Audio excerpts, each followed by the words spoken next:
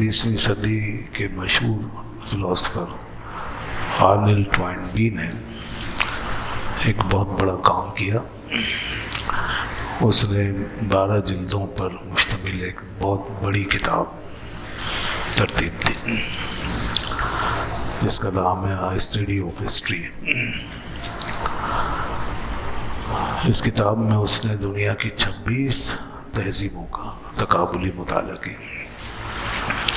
دنیا کی بڑی بڑی تہذیبیں جو تاریخ میں گزر گئی، اس کا فلسفیانہ اور تقابلی مطالعہ اس نے کیا، اور پھر 12 جلدوں پہ مشتمل اپنی تحقیقات کا خلاصہ اس نے اپنی اس کتاب میں پیش کیا. اس نے جو بات لکھی وہ یہ ہے کہ تاریخ اقوام کی حفاظت نہیں کرتی بلکہ تہذیبوں کی اور انسانی معاشروں کی حفاظت کرتی ہے. یعنی تاریخ کو اس بات سے سروکار نہیں ہے کہ کوئی قوم کیا ہے، کسی ملک کا جغرافیہ کیا ہے، لوگ کتنے ہیں، آبادی کتنی ہے، اور ایک قوم جو ہے وہ قوم ہے تو اس حیثیت سے تاریخ اس کی حفاظت کرے. نہیں، بلکہ تاریخ کو اس بات سے بحث ہے کہ ان کا نظریہ کیا تھا، ان کی تہذیب کیا تھی، ثقافت کیا ہے، کلچر کیا، اور وہ کس طرح کی سوسائٹی یا کس طرح کا معاشرہ تھا. تو یہ چیز تاریخ نے محفوظ رکھی. اور پھر اس نے یہ بھی کہا کہ جو اقوام صفحہ ہستی سے مٹ گئی اور فنا ہو گئی تو اس کی وجہ یہ نہیں ہے کہ وہ طبعی یا ماحولیاتی چیلنجز کا مقابلہ نہیں کر سکے. یہ وجہ نہیں کہ وہ طبعی تبدیلیاں جو واقع ہوتی ہیں، ماحولیاتی جو چیلنجز پیش آتے ہیں، وہ ان سے نمٹنے میں ناکام رہی تو اس وجہ سے وہ فنا نہیں ہوئی، بلکہ ان کے فنا ہونے کی وجہ یہ تھی کہ وہ مذہب اور اخلاق کے حوالے سے پیدا ہونے والے چیلنجز کا سامنا نہیں کر سکے اور ان کو پورا کرنے میں ناکام رہے. یعنی جن قوموں کی بنیاد مذہب اور اخلاقیات پہ نہیں تھی، جن کے پیچھے کوئی آئیڈیالوجی نہیں تھی، کوئی مذہب نہیں تھا، تو ایسی قومیں تباہ ہو گئیں. اور جہاں پیچھے مذہب کی قوت اور اس کی فورس موجود رہی ہے تو وہ قومیں دنیا کے نقشے پہ نظر آتی رہی. یعنی اس کے کہنے کا مطلب یہ ہوا کہ مذہب اور اخلاقی جو پوٹینشیل ہے یہ ایسی چیز ہے کہ جو قوموں کی حفاظت کا ضامن ہے.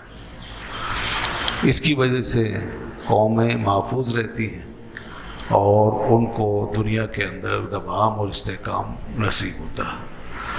اگر مذہب نہ ہو، آئیڈیالوجی نہ ہو، دینی نقطہ نظر اور نظریہ حیات نہ ہو، اور کسی مابعدت طبعی حقیقت پر انسان کا عقیدہ و ایمان نہ ہو، اور ساری تہذیب و تمدن ایک مادی فلسفے کے اوپر کھڑا ہو جائے تو ایسی قومیں تباہ ہو جاتی ہیں، ان کے کوئی آثار پیچھے باقی نہیں رہتے. آج بدقسمتی سے دنیا کو اسی طرف ہکایا جا رہا ہے اور مادی حقیقت ہی کو آخری حقیقت سمجھا جا رہا ہے. اب ساری جو اس وقت دنیا میں شخصی یا قومی سطح کی پہچان ہے اور شناخت ہے وہ اسی طرح رہ گئی ہے کہ آپ کے پاس آپ کا اس دنیا سے تعلق کس طرح کا ہے، آپ کے پاس کوانٹٹی کتنی ہے، آپ کی مادی شناخت کتنی مستحکم ہے. تو یہ چیز اب دنیا کی نے اس کو جو ہے بہت زیادہ آگے کر دیا ہے اور اس کو بنیاد بنا دی. جبکہ وہ یہ کہتا ہے کہ اصل بات یہ نہیں ہے، اصل چیز وہ ہے جو ہمارے اندر چھپی ہوئی ہے کہ آپ کا دین کیا ہے، آپ کا نظریہ کیا ہے، آپ کی فکر کیا ہے، آپ کا اپنے روحانی معاملات سے تعلق کس طرح کا ہے، آپ کا میٹا فزکس کے ساتھ کس طرح کا رابطہ ہے، الہیات کے ساتھ کس طرح کا تعلق ہے، اللہ کو آپ مانتے ہیں یا نہیں مانتے، کتنا مانتے ہیں، کیسے مانتے ہیں، صحیح پرسپیکٹو میں مانتے ہیں یا مادی تناظر میں مانتے ہیں، حقیقی طریقے سے مانتے ہیں یا مصنوعی انداز میں مانتے ہیں، وغیرہ وغیرہ. یعنی یہ جو جہتیں ہیں یہ دراصل ہمارے لیے اصل تعینات ہیں اور ہماری شناخت کی اصل بنیاد. تو اس لحاظ سے ہمارا جو دین ہے وہ ہمارے لیے ایک بہت بڑا سبسٹینس ہے.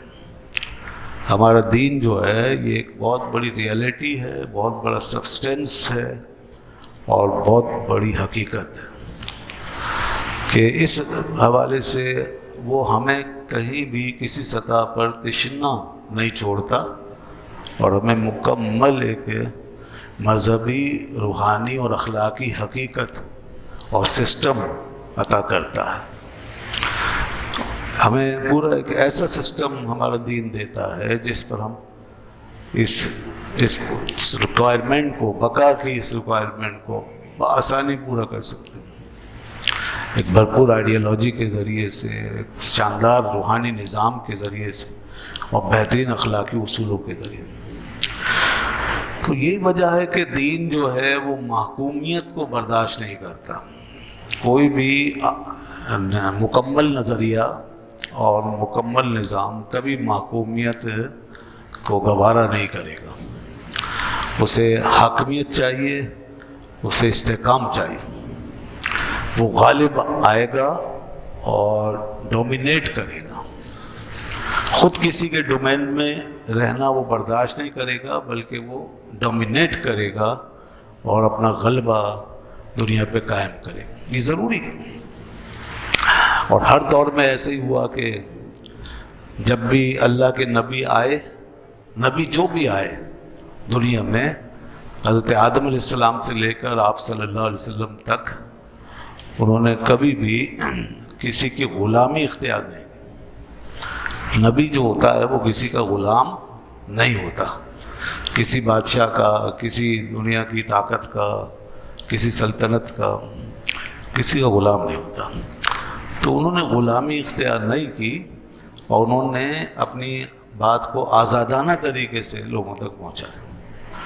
اور جب اس کے نافذ کرنے کا وقت آیا تو پورے آزاد ماحول میں انہوں نے اپنے پیغام کو، اپنی دعوت کو نافذ کیا.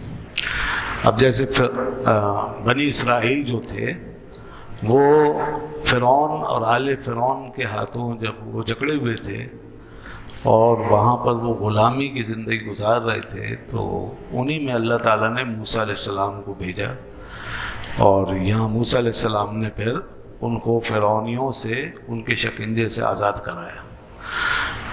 تو آزاد کرانا ضروری تھا اس لیے کہ وہ اس قوم کو دین کے نظریات پہ چلانا چاہتے تھے اور اللہ کے احکام ان کے درمیان نافذ کرنا چاہتے تھے.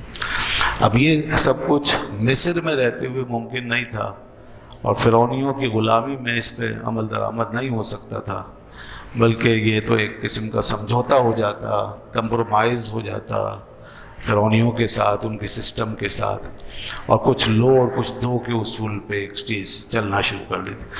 یہ دنیا کی کوئی اور تہذیب یا کوئی اور مذہب تو گوارا کر لے گا، مگر اسلام جو ہے وہ اس اصول پہ کبھی کھڑا نہیں ہو سکتا کہ عالم کفر کے ساتھ کچھ لو اور کچھ دو کا معاہدہ کر لے اور ان کے ساتھ کمپرومائز کر لے. تو موسیٰ علیہ السلام اس وقت ہزاروں سال پہلے جب دنیا ساری کی ساری دنیا غلامی میں جکڑی ہوئی تھی اور دنیا کے اوپر بڑے بڑے فرعونوں، خاندانی بادشاہتوں اور موروثی سلطنتوں کا قبضہ تھا اور کوئی تصور نہیں کر سکتا تھا کہ ہم آزاد رہ سکتے ہیں یا کوئی آزاد وطن حاصل کر کے آزاد معاشرہ بنا کے چل سکتے ہیں، تو موسیٰ علیہ السلام نے اس ماحول میں قوم کو آزادی دلائی اور ان کو فرعونیوں کے پنجے سے آزاد کرا کے پھر یہاں شام کے قریب میدان طی میں لے کر آئے، وادی سینا میں ان کو اتارا اور پھر ان کے وطن کی طرف ان کو متوجہ کیا گیا کہ اب تمہیں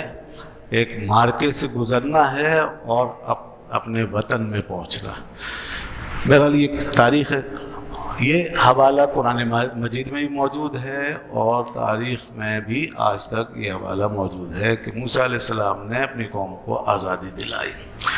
تو یہ تقاضا ہے اس آئیڈیالوجی کا، اس دین کا، کہ اس کے ساتھ آزادی ضرور ہو۔ اسی طرح اللہ کے نبی آخری رسول حضرت محمد مصطفیٰ صلی اللہ علیہ وآلہ وسلم جب مکے میں آپ نے یہ دین کی بات لوگوں تک پہنچائی اور تبلیغ شروع فرمائی، اور جب آہستہ آہستہ بات آگے بڑھنے لگی تو پھر وہ وقت آ گیا کہ اب مسلمانوں کو ایک الگ خطہ اور آزاد مملکت کی ضرورت تھی، کہ جہاں پر رہ کر مسلمان پوری آزادی کے ساتھ اپنی آئیڈیالوجی کے مطابق عمل کریں۔ تو آپ نے پھر مکے میں رہتے ہوئے اتنا عرصہ گزارا جتنا کہ وہاں رہنا ضروری تھا، ابتدائی تربیت کے لیے، لوگوں کو ایک سخت ماحول سے، آزمائش کے ماحول سے گزارنے کے لیے۔ تو ایک سخت ماحول سے 13 سال تک لوگ گزرتے رہے اور تکلیفیں اٹھاتے رہے، جس سے ان میں بڑی زبردست پختگی آ گئی، ان کی ٹریننگ ہو گئی۔ تو یہاں سے ایک جماعت جو ہے وہ تیار ہو گئی، اس طرح اس سخت ماحول سے گزر کے اور اس آئینی شکنجوں سے گزر کر، آزمائشوں سے گزر کر ایک قوم تیار ہو گئی جس نے پھر آگے چل کر دین اسلام کی بڑی خدمات انجام دی ہیں۔ تو یہ وہ لوگ تھے جو مہاجرین کہلائے۔ 13 سال میں یہ تربیت کا عمل رہا، پھر اللہ کے نبی یہاں سے ان کو کوئی 400-500 کلومیٹر کے فاصلے پر مدینہ طیبہ لے گئے۔